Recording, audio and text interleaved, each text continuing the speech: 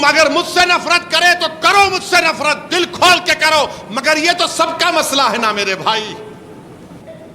وہ جو بمبئی میں وہ بڑا دولت مند ہے نا، جس کی اولاد کی شادی کے چرچے پوری دنیا میں چلے، اس کے تعلق سے 2013 میں نے نام لے کر کہا، اس کا پارلیمنٹ میں تقریر ہے، وہ آغا خانیوں کا ایک یتیم خانہ تھا۔ واقف نے کہا کہ اس جگہ پر قرآن پڑھایا جائے تو اس دنیا کے دولت ترین آدمی نے اس یتیم خانے کو دھوکہ دہی سے 20 کروڑ میں خرید لیا اور اپنا ایک بڑی بلڈنگ بنا دی۔ تو کیا ہے اس کا مطلب؟ لمیٹیشن ختم۔ جو قابض ہے 12-13 سال سے لمیٹیشن گیا، انہیں مالک بن جاتا۔ اچھا چلو اس سے بھی نہیں ہوا تو کلیکٹر صاحب ہیں، کلیکٹر صاحب ہیں، کلیکٹر صاحب بول دیں گے نو نو نو، مسلمان نے آپ کی نہیں ہے پراپرٹی، ایویکیو پراپرٹی ہے۔ یعنی جو لوگ پاکستان کو گئے تھے، خاص طور سے پنجاب، ہریانہ، یو پی سے، وہ جانے سے پہلے بھارت کے ناگرک تھے، اس وقت جو بھی بھارت تھا، انہوں نے وقف کر دیا تو مودی جی بولے او ہو بہت ہے رے یہاں پہ ملائی، اپنے دوستوں کو دے سکتا ہوں میں، جس کو پارلیمنٹ میں ہم لوگ بولتے ہیں ڈبل اے، 2 ڈبل اے ہے بھارت میں، کہیں اسد الدین اکبر الدین نہیں سمجھنا آپ، یہ 2 ڈبل اے پلس ہیں، وہ ڈبل اے مائنس ہیں۔ تو ایویکیو پراپرٹی کا قانون ختم، گورنمنٹ کی ہو جائیں گی۔ پنجاب میں ہزاروں ایکڑ ہے، وہ غیب، بچے گا کیا میرے بھائی؟ صرف نام پہ وقف ہوگا، سب چھین لیا جائے گا۔ اگر کوئی اٹھ کے بولے گا اسد الدین تم جذباتی تقریر کر رہے ہو، تو میں تم سے کہہ رہا ہوں اور ایک مثال دے رہا ہوں، متھورا کی عیدگاہ جہاں پر کرشم جنستان ہمارے ہندو بھائی مانتے ہیں، ہم ان کی قدر کرتے ہیں، ان کا عقیدہ ہے، ہم اس کی قدر کرتے ہیں۔ 1965 میں ہندو اور مسلمانوں نے بیٹھ کر یو پی سنی وقف بورڈ سے اجازت لے کر مسلمانوں نے کہا کہ ہمارے ہندو بھائیوں سے ہمارا جھگڑا ختم کرنے کے لیے ہم وقف کی 8 ایکڑ زمین کرشما جنمستان کو دیتے ہیں۔ دیے، ایگریمنٹ ہوا، کورٹ میں گئے، 2023 میں مقدمہ پڑ گیا۔ اب جب وہ یہ قانون بن جائے گا تو کلیکٹر بولے گا گورنمنٹ پراپرٹی، کلیکٹر بولے گا ہے ہی نہیں، گئی مسجد۔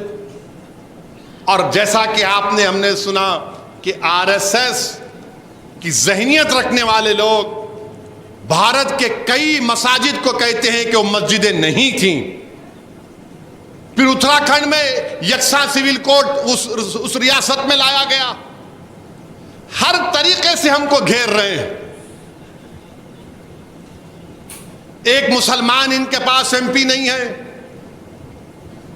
ان کے الائنس میں نہیں ہے، نہ انہوں ٹکٹ دیے نریندر مودی، مگر آج آپ آ کے بول رہے ہیں کہ میں وقف کی جائیداد کو اچھا کرنا چاہوں گا۔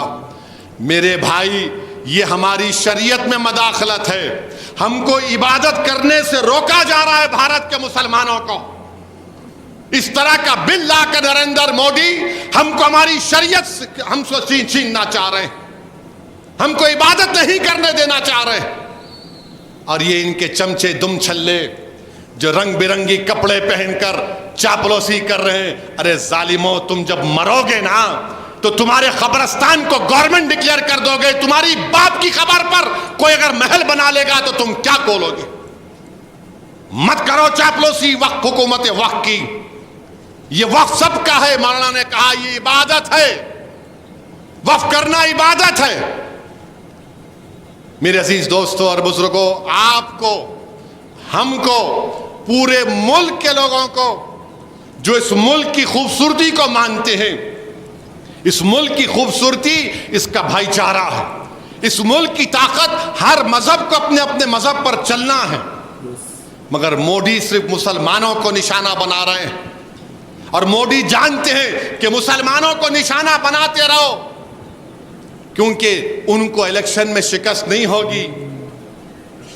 مسلمانوں کو بتاؤ یہ دشمن ہے, ان سے خطرہ ہے. بی جے پی کے لوگ بولتے اتنی وقف کی جائیداد ہے, وہ 2 انڈونیشیا کہتے, ایک ملیشیا, ایک فلاں ملک. میں ایک صاحب سے پوچھا, میرے سامنے بول رہے تھے, میں نے آپ کا ٹیپ لے کے میجر کرے. نہیں, آپ کے پاس جو ہے کوئی کسی کے کھیت میں جا کے آپ نماز پڑھ لیے تو وقف ہو گئی, آپ کھیت میں جا کے سورہ فاتحہ پڑھے تو وقف ہو گئی. میں بولا اوف, وہ آپ تو فضیلت الشیخ بولنا پڑے گا آپ کو.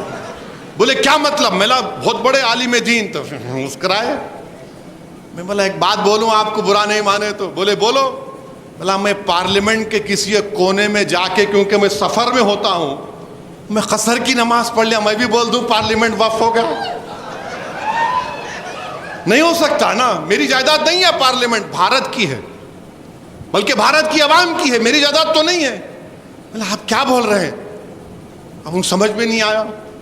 اچھا, ایک بی جے پی کے بہت بڑے شاید وکیل یا جج تھے, میری بحث سنے, سمجھ میں نہیں آیا, پورے دلیل سامنے رکھ رہا تھا.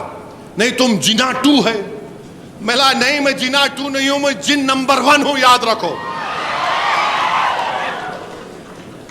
انہیں بھاگ گیا, میں تو بھاگوں گا بھی نہیں. رشادی صاحب کو دینے والے, وظیفہ لینے والا مولانا کے پاس سے بھی, ارے کیا بات ہے بتائیے, آپ مذاق بنا کے رکھ دیے. CAA کا قانون مسلمان کے خلاف, ٹرپل طلاق کا قانون مسلم خواتین کے خلاف, UAPA کا استعمال سب سے زیادہ مسلمان, دلت, آدیواسیوں پر. یونیفارم سول کوڈ بنے گا اتراکھنڈ میں, تو آپ اس سے ٹرائبل لوگوں کو مستثنا رکھیں گے, ایکسپشن دیں گے, ایگزمپشن دیں گے, اور ہندو کلچر اور کسٹم کا ایگزمپشن دیں گے. اچھا, آپ کو معلوم اگر کوئی مندر ہے, مندر میں اس کے کسٹم اور اس کے استعمال سے مندر ہو جاتی ہے. ہم اپنی نماز سے, اپنی درگاہ میں, خانقاہوں سے, استعمال سے نہیں ہوگا, تو وقف با یوزر ہمارا نکال دیا جائے گا. کیوں نکالا جائے گا؟ تاکہ حکومت اور مودی جی قبضہ کر لیں اس پر. اب بھارت کے مسلمانوں سے میری اپیل ہے, بھارت کے ان تمام ناگرکوں سے میری دردمندانہ گزارش ہے جو اس ملک کی خوبصورتی کو مانتے ہیں, آپ کو اس قانون کو رد کرنا پڑے گا, آپ کو اٹھنا پڑے گا. بلکہ میں تو بھارت کے تمام مساجد کے اماموں سے اپیل کر رہا ہوں, آپ جمعے کی نماز سے پہلے, جمعے کے خطبے سے پہلے اپنے بیانوں میں اس قانون کی مذمت کریے, اس قانون کی مذمت کریے, بیدار کریے مسلمانوں کو جو خواب غفلت میں ہے ابھی تک. یاد رکھو, میں تم کو پکار کر کہہ رہا ہوں, اگر آج تم بیدار نہیں ہوگے تو آنے والی نسلیں تم کو اور ہم کو کوسیں گی کہ تم نے ہماری مسجد کو تک نہیں بچا سکے, تمہارے اولیاء اللہ کے آستانوں کو نہیں بچا سکے, تمہارے قبرستانوں کو نہیں بچا سکے. جو ہمارے بزرگ اس قبرستان میں آرام کر رہے, تم نے ان کو بھی برباد کر دیا. اٹھو بھارت کے مسلمانوں, یہ وقت اٹھنے کا ہے. میں بار بار تم سے کہہ رہا ہوں, تم اگر مجھ سے نفرت کرے تو کرو مجھ سے نفرت, دل کھول کے کرو, مگر یہ تو سب کا مسئلہ ہے نا میرے بھائی.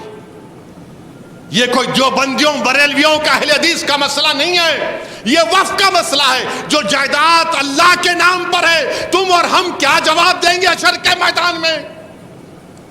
اس اللہ کے سامنے ہم کیا بولیں گے کہ پروردگار, جو ہم تیرے نام پہ چیز تھی اس کو نہیں بچا سکے؟ کیا جواب دو گے آپ اور ہم؟ بتاؤ. تو نوجوانوں, بزرگوں, میری عزتدار ماں اور بہنوں, خوب دعائیں کریے اور احتجاج کے لیے تیار رہیے. بی جے پی ہریانہ میں ہرانا ہے اس کو وہاں پر انشاءاللہ تعالی. کشمیر اور جموں میں خاص طور سے بی جے پی کو ہرانا. اور یاد رکھو مسلمانوں, تم اگر یہی سمجھو گے کہ ہم نہیں ان کو ہے, فلاں ہے, ارے ہے بابا, مگر تمہارے درمیان میں بھی سے تھوڑے دیوانوں کو پیدا کرو, تھوڑے دیوانوں کو پیدا کرو جو تمہاری لڑائی لڑ سکے. ظالموں نے پورے مل کر ایک مرد مجاہد امتیاز جلیل کو ہرا دیا اور مہاراشٹرا میں، کیونکہ جانتے تھے اگر یہ جیتے گا تو اسد الدین اویسی کے ساتھ پارلیمنٹ میں ہماری نیند حرام کر دے گا۔ میرے عزیز دوستوں اور بزرگوں، اسی لیے میں آپ سے اپیل کر رہا ہوں، اپنی سیاسی قیادت کو بھی مضبوط کرو، پہچانو ان چیزوں کو۔ جو وکلا ہیں مسلم وکلا وہ سیمینار کریں، وہ مسجدوں کے ذمہ داروں سے اجازت لے کر جمعے کے دن جا کر اس قانون کے بارے میں بتائیں۔ جو مشائخین عظام ہیں وہ اپنے خانخواہوں میں نہ بیٹھیں، بلکہ خانخواہوں سے نکل کر رسم شبیری ادا کرنے کا وقت ہے۔ یہ جو لوگ یتیم خانے چلاتے ہیں ان کو خطرہ ہے، مساجد کو خطرہ، درگاہوں کو خطرہ، سب چھین لی جائیں گی۔ جس نے اس طرح کے قانون بنا دیے، میرے بھائی، یہ ہماری لڑائی ہے، یہ ہماری شناخت کی، ہماری عبادت کرنے کی لڑائی ہے۔ یہ اگر آج ہم اس میں کوتاہی کریں گے تو نقصان کس کا ہوگا آپ جان لو، نقصان ہمارا ہی ہونے والا ہے خدا نخواستہ۔ یہی چند گزارشات میں نے اختصار کے ساتھ آپ کے سامنے رکھا ہوں۔